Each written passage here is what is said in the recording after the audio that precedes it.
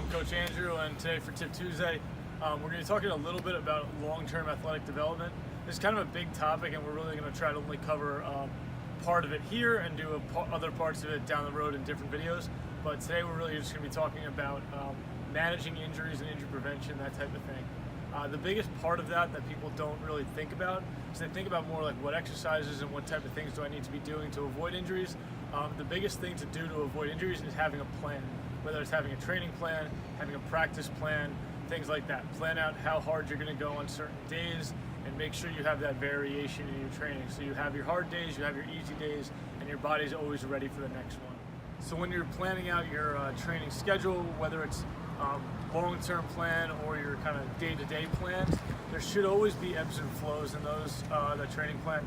So when you think you should have like several hard weeks in a row, always followed by some sort of an easier week. If you're thinking day-to-day, your week should sometimes be split up. Maybe you have one hard day, one moderate day, one easy day, so that you still get a little bit of recovery within that week. If you have a couple hard days in a row, then you're going to definitely need a couple lighter days to compensate for those harder days. Always make sure you're getting enough recovery to A, push yourself on those hard days and to recover from those hard days. Last and kind of one of the most important things to do when you're talking about managing injuries, especially if you already are dealing with an injury or something like that, is getting on top of them early.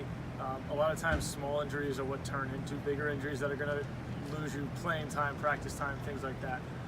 So as an athlete, you need to be able to manage your sports med services. So when we talk about sports med, we're talking about athletic trainers, physical therapists, doctors, like orthopedics, whatever it might be.